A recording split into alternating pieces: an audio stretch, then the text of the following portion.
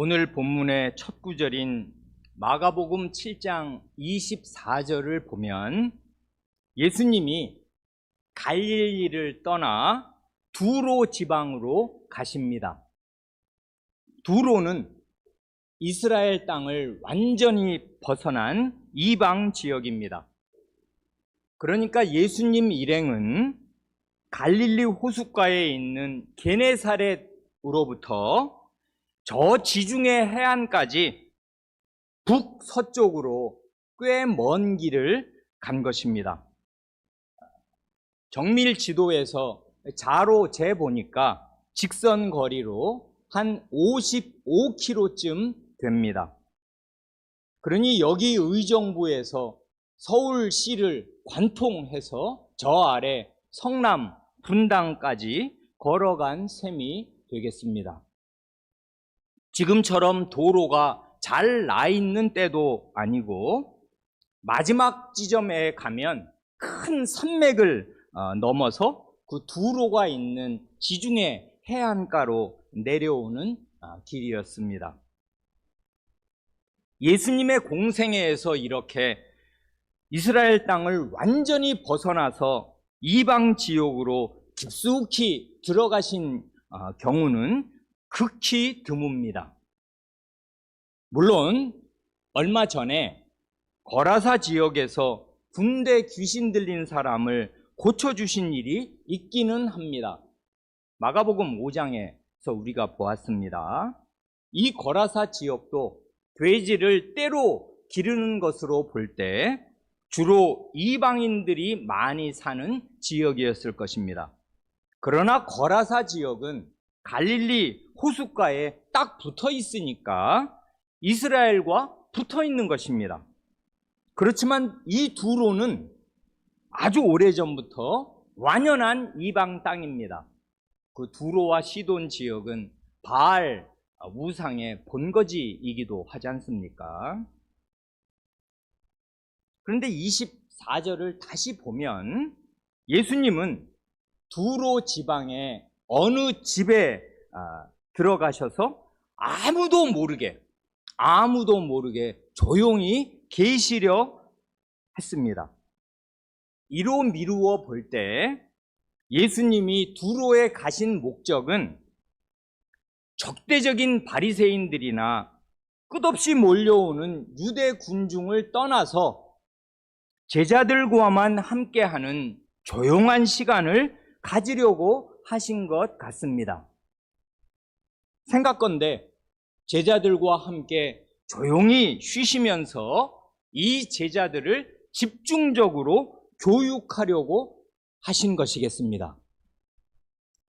그러나 그렇게 조용히 계실 수가 없었습니다. 왜냐하면 예수님의 행적이 벌써 두로와 시돈 지역에까지 널리 알려져 있었기 때문입니다.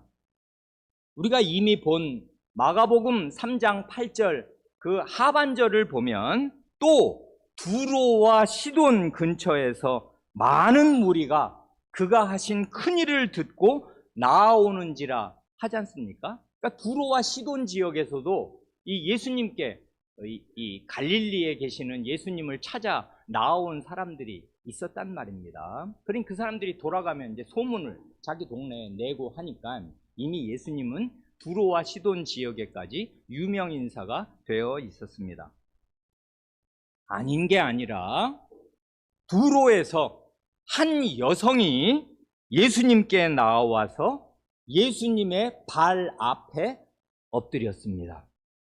이 25절의 장면을 가만히 한번 생각해 보시기 바랍니다. 한 사람이 다른 사람의 발 앞에 엎드린다는 것은 겸비하게 자신을 낮추는 자세요. 절실하게 도움을 간청하는 태도이겠습니다. 이 여성의 어린 딸은 더러운 귀신에게 고통받고 있었고 이 여성 자신도 딸의 그런 불행한 상태로 인해 한없이 고통받고 있었습니다.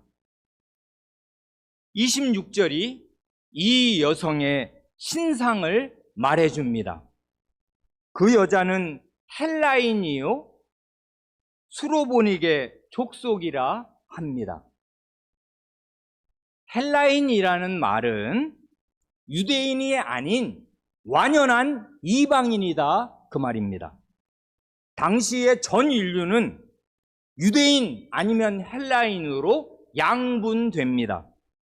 지금의 온 인류를 신자 아니면 불신자로 양분할 수 있는 것처럼 그때는 유대인과 헬라인으로 둘로 딱 나뉘는 것입니다. 그리고 수로보니게에서 수로란 수리아, 지금의 시리아 말이에요. 수리아이고 보니게란 페니키아입니다. 그러니 수로보니게 족속이라는 말은 이 여성이 로마가 편성한 수리아라는 큰 속주, 시리아라는 큰 지역 안에 속한 페니키아 사람이었다 그 말입니다. 그래 이 여성이 예수님께 와서 자기의 가련한 처지를 고하면서 내 어린 딸을 좀 건져 주십사 엎드려 간청합니다. 그렇게 귀신 들린 어린 딸을 구해 주십사는 이 여성의 간청에 대해 예수님은 어떻게 대답하십니까? 27절입니다. 자녀로 먼저 배불리 먹게 할지니 자녀의 떡을 취하여 개들에게 던짐이 마땅치 아니하니라. 이건 간청을 들어주시겠다는 허락의 말씀입니까? 아니면 거절의 말씀입니까? 일단 거절의 말씀으로 보입니다. 이 말씀에서 예수님은 자녀와 개를 구분하십니다. 여기에 자녀는 누구를 가리키고 개는 누구를 가리키겠습니까? 자녀는 유대인, 곧 하나님의 백성을 가리키고 개는 헬라인, 곧 이방인들을 가리킵니다. 그런데 예수님의 이 말씀은 식사 자리를 묘사하고 있습니다. 식사 때가 되어서 부모와 그 집안의 자녀들이 식탁에 빙 둘러 앉았습니다. 그리고 그 집안의 개들, 애완견들이 식탁 밑을 왔다 갔다 합니다. 그럴 때 자녀들이 먹어야 할 빵을, 그 빵이 그 시대는 주식인데 그걸 식탁 밑에 개들에게 줄 수 있겠는가? 그럴 수 없다 그 말입니다. 예수님은 공생애 내내 이런 구분, 곧 유대인과 헬라인의 구분을 유지하셨습니다. 그래 전체적으로 말한다면은 예수님은 구약, 곧 옛 언약의 마지막 시기에 오셨고 머지않아 자신의 죽음과 부활 승천으로 이 옛 언약을 완성하시면서 신약, 곧 새 언약의 시대를 여실 것입니다. 그러시기 전, 곧 십자가에 달리셔서 구약의 모든 제사며 모든 제도들을 자신의 몸으로 완성하시기 전까지는 구약의 경륜 안에 머무셨습니다. 그렇기에 자신의 사역의 범위를 이스라엘 안으로 한정하셨습니다. 이것이 예수님의 겸손이요 지혜입니다. 한마디로 하나님의 구원 경륜, 하나님의 역사 경영에서 이방인에게 구원의 은혜가 본격적으로 전달되는 것은 이 예수님 시대가 아니라 예수님의 시대 승천 이후 사도 시대, 사도들의 시대인 것입니다. 달리 표현하면 이방인에게 구원의 복음을 본격적으로 전달하시는 때는 예수님이 낮아지셨을 때가 아니라 높아지신 이후입니다. 곧 높아지신 예수님께서 성신을 보내시고 사도들을 쓰셔서 이방인들에게 땅끝까지 구원의 복음을 전하실 것입니다. 아직은 그 때가 아닙니다. 이런 사실을 이해하는데 이 마가복음에는 나오지 않는 마태복음의 두 구절이 도움이 됩니다. 마태복음 10장과 15장을 한 부분씩 인용하려 하는데요. 먼저 마태복음 10장 5, 6절을 보면 이게 12제자를 파송하실 때 하신 말씀입니다. 전도하고 오라고 12제자를 갈릴리 각 지역으로 파송하실 때 이렇게 말씀하십니다. 예수께서 이 12를 내보내시며 명하여 이르시되 이방인의 길로도 가지 말고 사마리아인의 고을에도 들어가지 말고 오히려 이스라엘 집에 잃어버린 양에게로 가라. 그렇게 말씀하셔요. 그러니 이방인이나 사마리아인들에게 전도하러 가지 말고 이스라엘의 잃어버린 양들에게로 가라 하신 것입니다. 그리고 마태복음 15장 24절을 마저 보면 이게 바로 오늘 우리 본문의 병행 구절이 되는데 예수님이 이 수로보니게 여성에게 자녀들의 떡을 취하여 개들에게 던짐이 마땅치 아니하니라 하고 말씀하시기 직전에 마가는 기록하지 않지만 마태는 예수님이 먼저 제자들에게 이렇게 말씀하신 그 말씀을 기록해요. 그게 뭐냐 하면 나는 이스라엘의 잃어버린 양 외에는 다른 데로 보내심을 받지 아니하였노라 하신단 말입니다. 10장에서도 이스라엘 집에 잃어버린 양, 15장에서도 이스라엘 집에 잃어버린 양, 제자들을 보내실 때나 자기 자신의 사역에 대해서나 예수님은 한결같은 태도를 견지하고 계셨어요. 일관되게 이스라엘 사람에게 주어진 하나님의 백성에게 주어진 일종의 우선권을 말씀하시고 자신의 사역은 그 범위 안에 있다. 이 범위를 나는 내 임의로 넘지 않는다 하고 딱 제자들을 보내실 때도 이스라엘 사람에게로 가라. 나도 이스라엘 잃어버린 양 외에는 다른 데로는 보내심 받지 않았다 하고 하나님의 그 지시하신 사항을 지키시려고 애쓰신 것입니다. 그러니 말입니다. 문제는 이거지 않습니까? 이런 예수님의 대답을 들었을 때 이 수로보니게 여성의 마음은 어떻겠습니까? 눈앞이 캄캄했을지도 모르겠습니다. 내 간청을 거절하시는구나.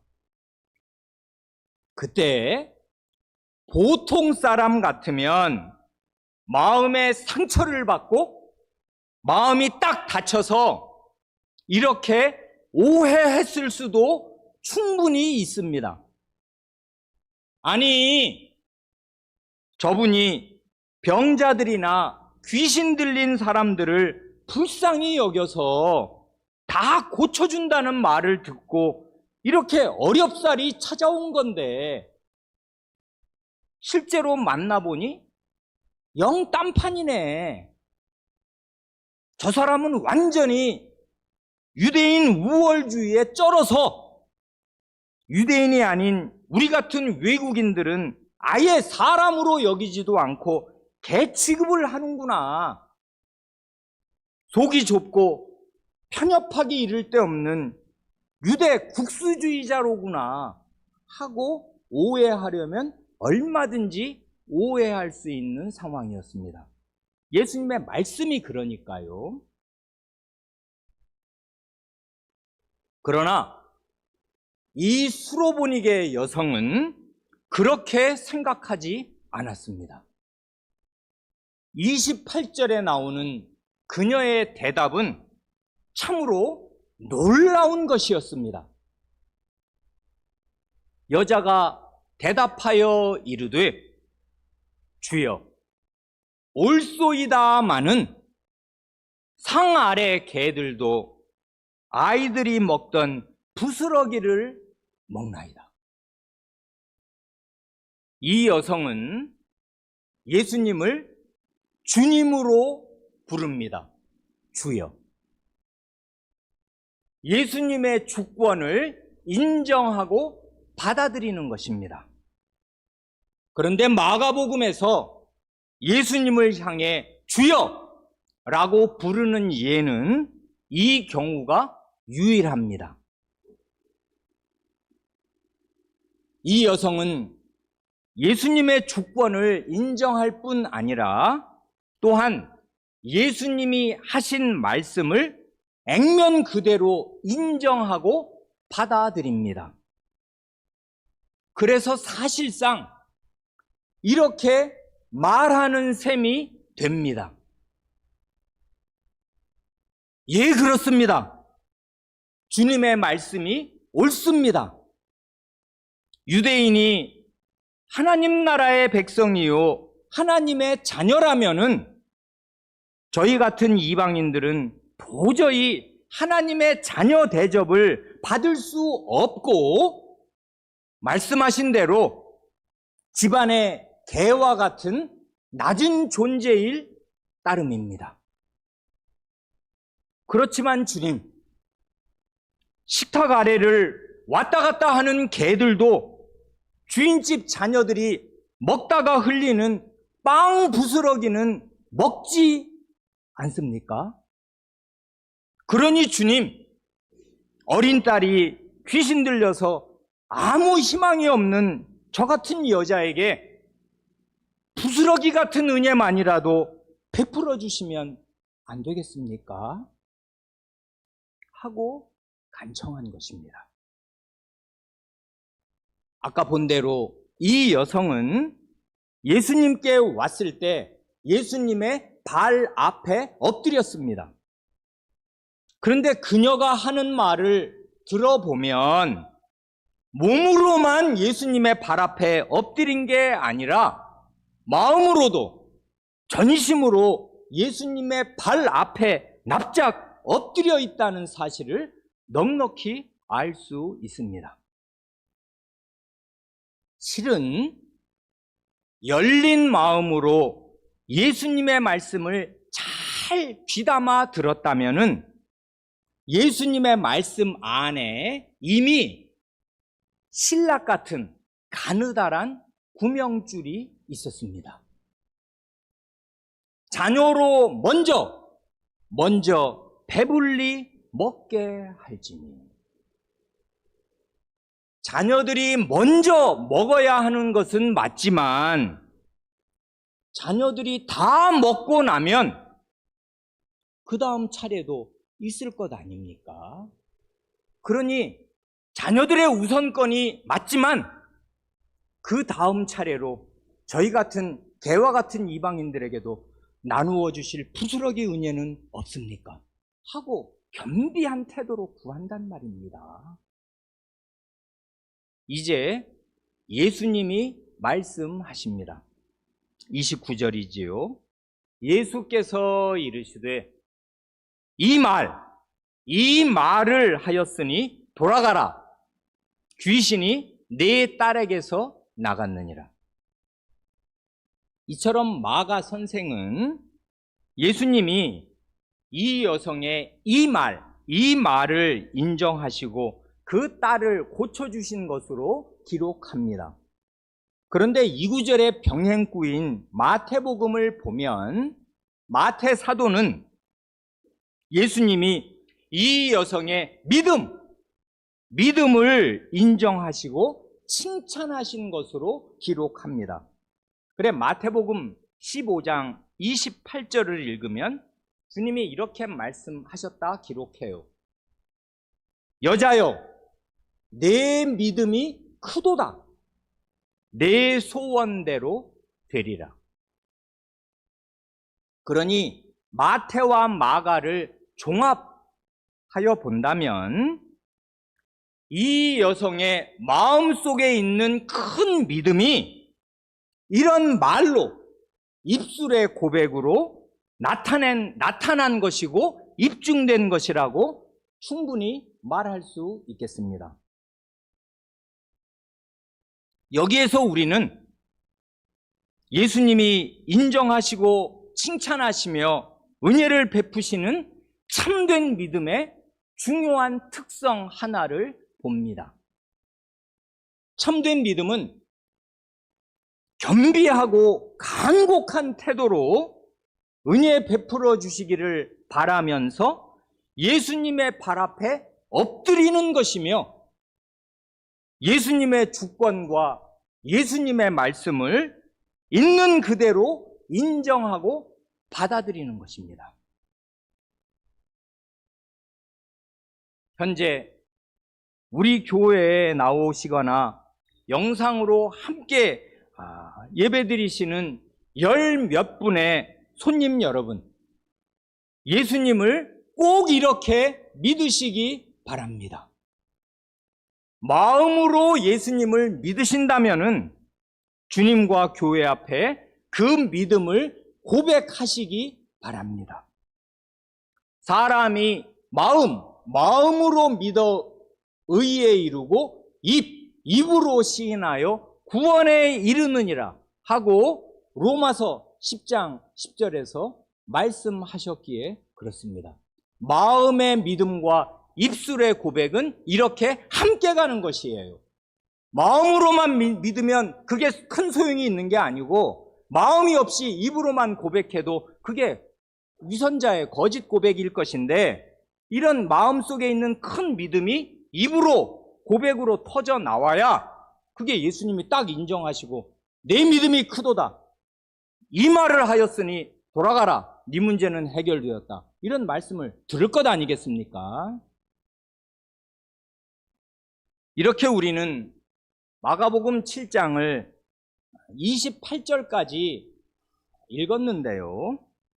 이 7장을 1절부터 28절까지 쭉 다시 읽으면 흑백이 선명하게 대조됩니다. 다시 말해서 하나님의 자녀들인 이스라엘 백성의 상태와 개와 다름없는 처지에 있는 한 이방 여성이 대비됩니다. 그런데 막상 뚜껑을 열어보니 어느 쪽이 더 나은가요? 하나님의 자녀들, 곧 예수님이 공생의 처음부터 이날 이때까지 최우선순위를 두고 구원의 은혜를 베푸시려고 애써온 이스라엘 백성의 상태는 어떻습니까? 첫째로 이스라엘 백성의 지도자인 바리새인과 서기관들은 처음부터 끝까지 예수님의 말씀을 배척하고 예수님을 모욕하고 적대시하고 있습니다. 둘째로 이스라엘의 일반 군중은 예수님의 말씀을 도무지 깨닫지 못하고 받아들일 마음도 별로 없습니다. 그저 현세적인 이익만을 얻기 위해 예수님께 몰려들 뿐입니다. 그래 이 유대 군중에게는 비유로만 말씀하신 지 꽤 되었습니다. 셋째로 심지어 예수님을 따라 나선 제자들조차 믿음과 깨달음에서 이 이방 여성만도 못하였습니다. 믿음에서는 어찌하여 이렇게 무서워하느냐? 너희가 어찌 믿음이 없느냐?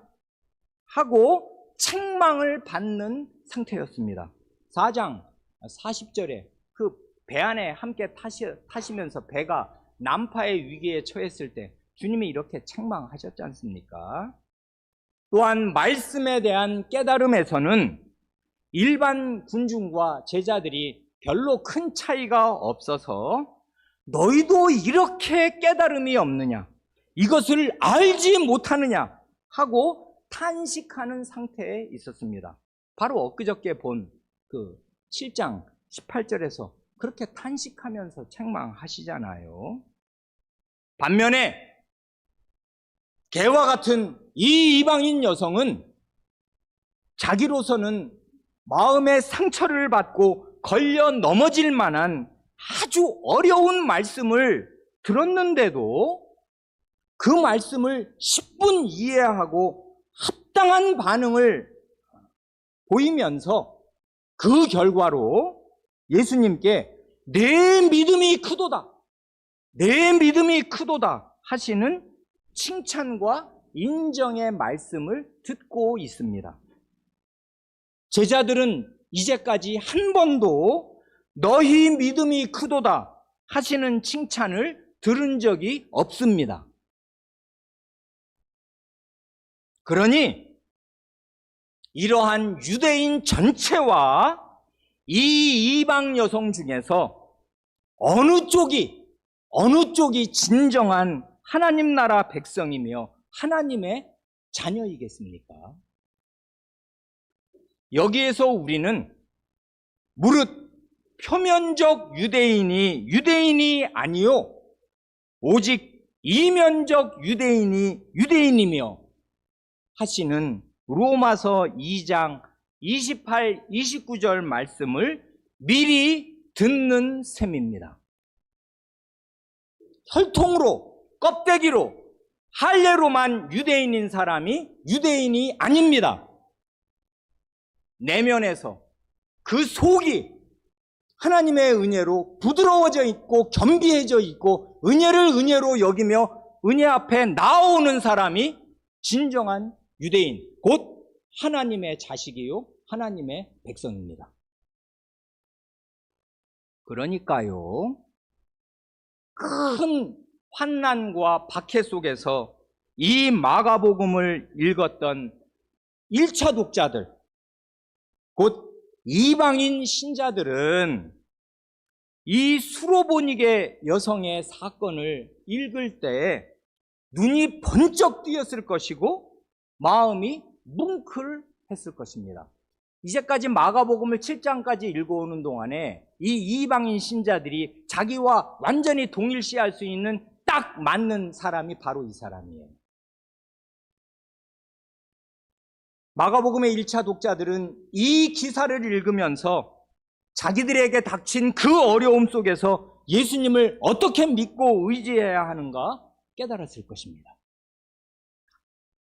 오늘 우리도 깨달아야 합니다.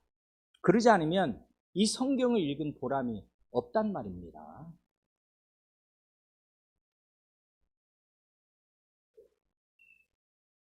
이제 다시 예수님은 긴 도보 여행길에 오르십니다. 31절을 보면 예수께서 다시 두로 지방에서 나와 시돈을 지나고 데가볼리 지방을 통과하여 갈릴리 호수에 이르시매 합니다. 그러니 먼저 두로에서 시돈까지 그 지중해 해안선을 타고서 북쪽으로 30km쯤 더 북상하신 뒤에 이제는 방향을 동쪽으로 확 꺾어서 저기 갈릴리 호수의 오른쪽에 있는 데가볼리 지역까지 가셨습니다. 그는 지도로 보면 그 이스라엘 지도에서 갈릴리 호수 어디 있는 줄 아시죠? 북쪽에 맨 위에 호수 하나, 갈릴리 호수 있잖아요. 거기서 이제 지중해 해변까지 이렇게 북쪽으로 두로까지 가신 다음에 두로에서 시돈으로 올라가셨다가 시돈에서 다시 이렇게 꺾어서 다시 갈릴리 호수 있는 데로 오시는데 간 길을 되짚어서 오신 거라기보다는 이 오른쪽으로 굉장히 반경을 넓게 잡아서 이 데가볼리 지역으로 오셔서 이제 마침내 이 갈릴리 호수 이 호변 근처로 접근하신 거란 말입니다. 그러니까 이게 뭐 200km가 훨씬 넘는 총 다 합치면 굉장히 긴 도보 여행을 하신 셈이 됩니다. 데가볼리 지역에 오신 건데, 데가볼리에서 데카란 숫자 10을 뜻하고, 영어의 그 디셈버 할 때도 그 D2가 그 10이라는 게 원래 살아있잖아요. 그런데 디셈버는 12월인데 왜 그러냐면 맨 처음에 제뉴얼이와 페브러리 1, 2월이 나중에 끼어 들어갔어요. 그 바람에 둘씩 숫자가 뒤로 밀리는 바람에 원래는 10월이 12월이 된 것입니다. 그 마치 그 봄이라는 게 행진하는 첫 달이 원래는 3월이 첫 달이었는데 그 앞에 1, 2월이 영어로는 들어온 것이고, 하여간 그 데가 할 때 데카란 10을 뜻하고, 볼리란 도시를 말하는 폴리스의 준말입니다. 그러니 데카폴리스란 10도시, 10개의 도시란 뜻이겠습니다. 그 10도시 중에 9개가 갈릴리 호수와 요단강 오른편에 있습니다.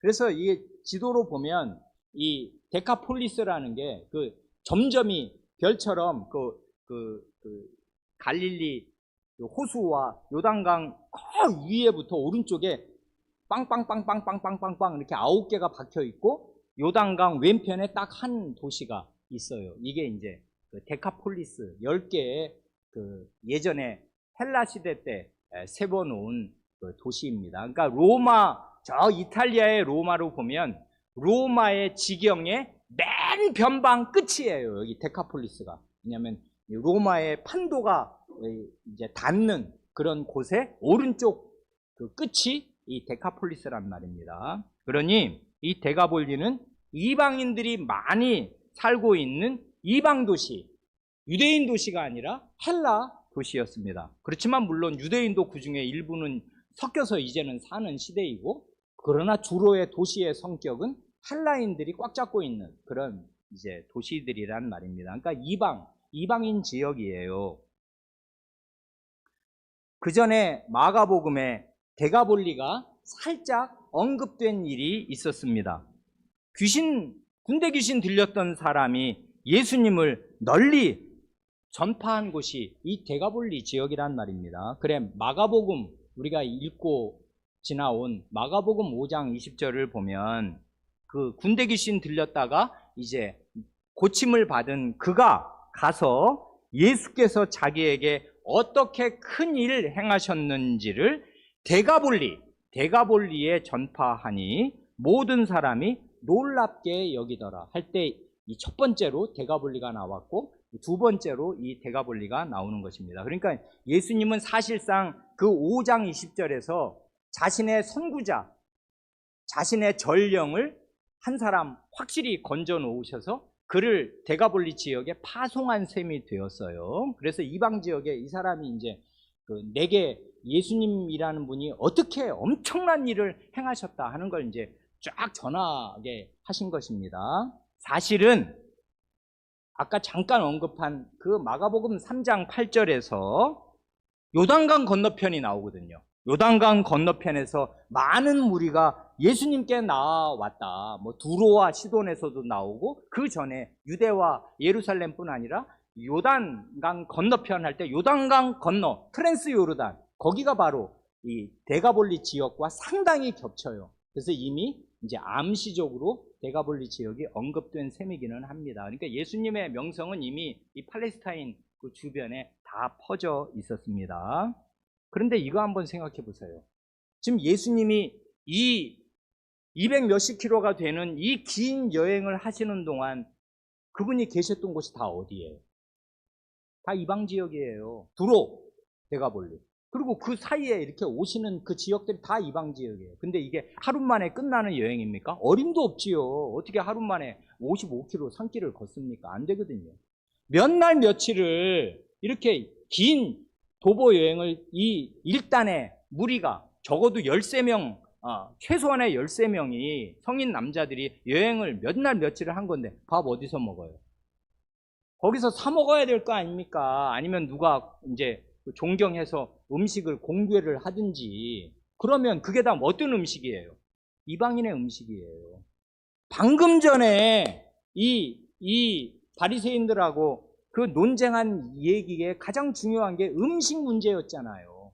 이방인들의 더러운 부정한 음식은 우리는 먹을 수 없고 먹어서는 안 된다. 그럼 우리가 오염된다 하는 건데, 그리고 나중에 베드로 같은 사람은 그 가이사랴의 그 고넬료를, 그 가이사랴는 이스라엘 안에 있는 땅인데 거기 주둔군 로마 백부장을 만나러 갈 때 엄청 고민하거든요. 왜냐하면 이게 하루길이 아니야. 가면 그 집에서 자야 되는데, 자면 밥을 먹어야 되는데, 그 집에서 밥 먹으면 이게 문제가 되는데 내가 갈 수가 없는데 하니까 하나님께서 3번이나 같은 말씀을 반복해 주셔야 간신히 하나님의 명시적인 인도를 받고 갈 수밖에 없었는데, 그보다 훨씬 한참 전에 사실은 이런 훈련을 예수님께로부터 받은 거잖아요.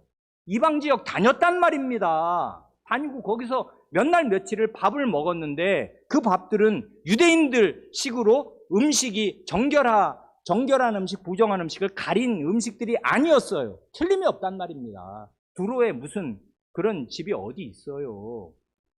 그러니까 예수님은 이미 생활로 이 장로들의 전통을 깨끗하게 무시하신 것입니다. 그런 걸로 사람이 더러워지는 거 아니다 하고서 이제 이렇게 이방 지역으로 다니시면서 몇 날 며칠 밥도 잡수시고 여행을 하신 거란 말입니다. 이 데가볼리 지역에서 사람들이 귀먹고 말 더듬는 사람을 예수님께 데리고 와서 안수하여 주시기를 간청했습니다. 이 사건은 4복음서 가운데 이 마가복음에만 나옵니다. 그런데 사람들이 데리고 온 이 사람은 청각 장애인이어서 말을 알아듣지 못합니다. 그러니 예수님이 자기 지역으로 오셨다는 소식도 아마 잘 몰랐을 것입니다. 사람들이 뭐라 수근수근해서 분위기가 좀 이상하긴 한데 뭔 말인지를 모르잖아요, 이 사람은 일단. 그래서 스스로의 힘으로는 예수님께 나아올 수 없는 사람이었겠는데 가족이나 지인들이 그를 예수님께 데리고 온 것입니다. 전에도 이런 일이 있었지요. 그 전에 가버나움의 중풍병자도 사지가 마비되어서 스스로의 힘으로는 예수님께 나올 수 없었지 않습니까? 그런데 그의 지인들이 정말 엄청난 열심을 발휘해서 예수님이 어느 집에 계신다는 소문을 듣고 그 집 옥상으로 올라가서 그 지붕을 뜯어내고 침대째 달아내리는 방식으로, 그게 진짜 위험천만하기도 한데 이러지 않을 수 없다. 이 사람 꼭 나와야 되고 예수님 만나야 되는데 이 수밖에는 없다 해서 엄청난 열심으로 자기 아는 그 불쌍한 환자를 예수님께 데려온 일도 있었지 않습니까? 마가복음 2장 맨 앞부분에 나오잖아요. 이런 걸 보면 스스로의 힘으로 예수님께 나올 수 없는 가족이나 지인을 예수님께로 이렇게 데리고 오는 것은 선하고 좋은 일이고 예수님께 은혜를 받을 만한 일입니다. 우리도 그래야 할 것입니다. 우리 주위에 예수님께로 데리고 나올 사람이 얼마나 많이 있습니까? 그런데 예수님이 그 병자를 대하신 아주 인상적인 방식이 33절 이하에 나옵니다. 예수께서 그 사람을 따로 데리고 무리를 떠나셨어요. 손가락을 그의 양 귀에 넣고 침을 뱉어 그의 혀에 손을 대시며 하늘을 우러러 탄식하시며 그에게 이르시되 에바다 하시니 이는 열리라는 뜻이라. 그의 귀가 열리고 혀가 맺힌 것이 곧 풀려 말이 분명하여졌더라. 예수님은 먼저 군중이 없는 조용한 곳으로 이 사람을 데리고 가십니다. 그러니 이 사람과만 상대하시는 것이고 이 사람에게만 집중하시는 것입니다. 이걸 보면 우리의 예수님은 자신의 치유 능력을 대중 앞에 보여주고 과시하려는 마음이 전혀 없습니다. 예수님은 과시욕이나 허영심이 일절 없는 진실한 분입니다. SNS에 자기 사진, 자기 여행 지역 사진을 올리기에 바쁜 우리 시대의 정신과는 정반대인 것입니다. 그걸 왜 사람들에게 과시해야 해요? 정신이 텅 비니까 그런 거란 말입니다. 예수님은 전혀 그 반대의 길을 가셨어요. 예수님이 능력이 없습니까? 사람들이 많으면 못 고칩니까? 사람들이 다 있는 자리에서 한가운데 세워놓고 딱 고치시면 모든 사람들이 와 하고 다 추앙하고 칭송하고, 그렇게 안 해도 맨 마지막에 보면 다 그냥 그 대가볼리 지역에서 칭송이 자자했는데, 예수님은 굳이 이 무리를 떠나서 이 사람만 데리고 따로 어느 곳으로 가셔서 고쳐주신다는 말입니다. 왜 그래요? 또한 예수님은 이런 건 처음이 아니지 않습니까? 얼마 전에 야이로의 죽은 딸을 살리실 때도 그 아이의 직계 부모와 세 제자 이외에 다른 모든 사람들은 다 그 상가에서 다 내보내셨습니다. 마가복음 5장에 나왔었지 않습니까? 아무도 그 아이가, 죽어있는 아이가 누워있는 방에 들어오지 못하게 하시고 인원을 최소화하셔서 그 빛나는 이적, 죽은 사람을 살리시는 표적을 베푸셨단 말입니다. 예수님은 과시욕, 허영심이 없어요. 또한 예수님은 말을 못 알아듣는 이 사람의 중증 장애 상태를 10분 고려하셔서 이 사람이 충분히 이해하고 체감할 수 있는 방식으로 그를 치료해 주십니다. 이 사람은 청각 장애인이니까 가령 예수님이 내가 너를 이렇게 고친다고 길게 말씀하셔봐야 전혀 알아들을 수가 없습니다.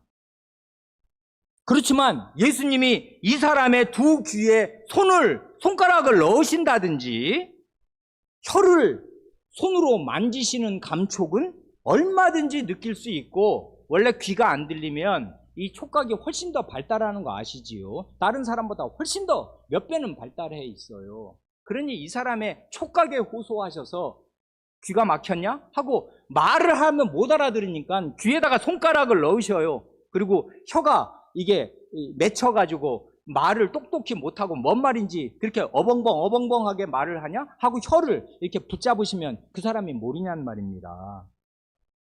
그 감촉을 얼마든지 느낄 수 있잖아요. 또한 이 사람의 가련한 처지를 자기 것으로 여기시고 하늘을 향해 탄식하시며 간곡히 기도하는 모습도 이 사람은 볼 수 있었습니다. 이 유대인의 기도는 이렇게 하늘 향해서 손을 들고 이렇게 기도하는 거거든요. 그런데 기도하는 그 예수님의 얼굴이 탄식이에요. 예수님은 뭐 승리자로 병아 나가라 이렇게 한 거 아니란 말입니다. 이 사람이 이렇게 고통받고 있는 그 어눌한 상태, 그 귀머거리로 사는 상태를 자신이 가련하게 여기시고 딱하게 여기실 뿐 아니라 그걸 자기의 짐으로 받아들이셔서 주님 자신이 탄식하시고 고통하시면서 하나님의 은혜를 구하는 기도를 드리시는 걸 이 사람은 몸으로 느꼈고 봤단 말입니다. 이런 걸 보면 예수님은 사람을 도매금으로 대하시는 게 아니라 한 사람 한 사람을 귀히 여기시고 개인의 필요를 채워주시는 분입니다. 이런 구원자를 왜 안 믿겠습니까? 이런 분을 안 믿으면 누구를 믿고 따르겠습니까? 이런 예수님을 꼭 믿으시기 바랍니다.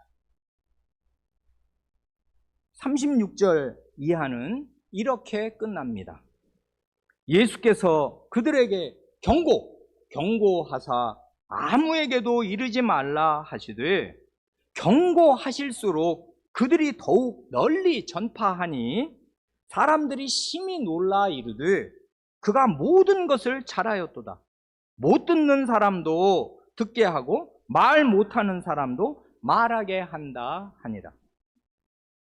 예수님은 데가볼리 사람들에게 이 일을 아무에게도 발설하지 말라고 경고하셨습니다. 단단히 주의를 주신 것이에요. 그렇지만 사람들은 그 말씀을 전혀 듣지 않았습니다. 이건 이게 입이 간지러워서 견딜 수가 없거든요. 너무나 놀라운 일을 봤으니까 그냥 계속 경고하실수록 더 많이 거꾸로 말을 많이 해서 이 일이 이제 걷잡을 수 없이 정말 소문을 타고 퍼져나갔단 말입니다. 기시감이 들지 않습니까? 예수님이 언제 환자를 고쳐주시고 경고하신 일이 있어요. 알리지 말라고. 1장 맨 마지막 부분에서도 나병 환자, 문둥병자를 고쳐주신 뒤에 아무 말도 하지 말라고, 어떤 사람에게도 어떤 말도 하지 말라고 엄히 경고하셨는데 그가 예수님의 말씀을 안 들었지 않습니까? 그 결과가 뭐였어요? 예수님은 이 마을에 들어가실 수가 없었어요. 하도 사람들이 몰려오니까 이제는 그 마을 밖에 계실 수밖에 없게 되었단 말입니다. 이런 걸 보면 이걸 우리는 주의해야 해요. 예수님에게는 병자를 고치는 일이 가장 중요한 일이 아니었습니다. 그렇지만 병자들이 고쳐달라고 오면 그걸 그냥 넘어가실 수 있는 분이 아니었어요. 오면 고쳐주십니다. 그렇지만 일부러 찾아서 고쳐주시는 게 아니에요. 병 고치는 데 예수님의 주된 관심사가 아니었단 말입니다. 사람들에게 이 작은 이 세상 한평생 편히 살게 하는 질병이 아니라 그의 영혼의 질병, 그가 영원히 지옥에 떨어질 그 무서운 죽을 병에서, 그 암덩어리에서 그를 건져내시는 영생의 복음을 전하시는 일이 예수님에게 가장 중요한 일이었고, 또한 이제 얼마 남지 않은 시간 동안에 차분히 제자들을 가르치셔서 자기의 대언자로 삼을 만한 사람들로 이 사람들을 길러 놓으시는 일이 또한 중요한 일이었습니다. 이 일을 하시려면 조용한 시간이 있어야 하고, 그러려면 이런 식의 병 낫게 해주었다 하는 소문이 동네방네 계속 이 밀물처럼 퍼져나가는 일을 예수님은 결코 원치 않으셨어요. 그러니까 치유 사역을 무슨 목회 사역의 그 전부로 아는 그런 교회는 엉터리인 것이에요. 예수님의 길과 정반대로 가는 것이란 말입니다. 예수님은 이런 일을 알리지 말라고 하셨어요. 이건 쇼가 아니란 말입니다. 예수님의 사역을 방해하는 거예요. 예수님의 사역의 진면목은 복음을 전하고 제자들을 길러 내시는 데 있었단 말입니다. 그러니 이런 이제 마가복음 7장을 읽을 때 우리는 수로 보닉의 여성, 그 이방 여성인데, 이게 두로와 시돈 지역에 속한 여성인데, 이 여성에게 자비를 베푸신 일이나, 그리고 그 여성이 어떤 이스라엘 당대 전체에서 찾아볼 수 없는 빼어난 믿음을 주님께 고백했는가, 이것은 온 이스라엘 사람에게 부끄러움이 되어야 마땅해요. 오늘 우리에게도 부끄러움이 되어야 마땅해요. 하나님의 백성이라는 사람이, 심지어 날 때부터 유아 세례를 받고 이렇게 자란 사람이 이런 간절한 태도와 겸비한 태도로 예수님의 발 앞에 꿇어 엎드려 그 말씀을 제대로 10분 이해하면서 척척 예수님이 손뼉을 치실 만큼 반응을 제대로 하나? 하나를 말하면 둘로 반응을 해오나? 그렇게 미련한 상태로 그 10년, 20년을 있나? 이 수로보닉의 여성은 온 이스라엘 사람 앞에 세우시는 표적이에요. 누가 참 이스라엘 사람이냐?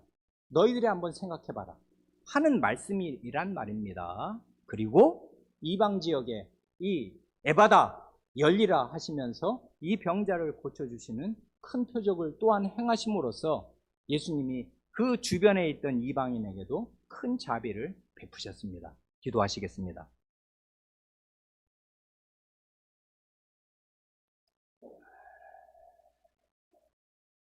주 예수님, 예수님의 지혜와 겸손이며 그 원칙에 충실하신 것과 또한 가련한 상태로 주님의 은혜를 간곡히 바라며 엎드리는 사람들, 또한 지인들이 고쳐주시기를 바라고 데리고 온 환자들을 거절하지 않으시고 일일이 그를 개인적으로 개별적으로 귀히 여기시고 상대하시면서 그 짐을 자신의 몸과 영혼에 지시고 마음을 기울여 고쳐주시는 이 따뜻한 사랑과 자비를 품으신 예수님을 생각할 때 저희가 믿고 모시고 의지하는 주님은 얼마나 놀랍고 영광스러운 분이시오며 참으로 저희가 주여 100번, 1000번, 10,000번을 불러도 그 이름에 합당한 그런 저희의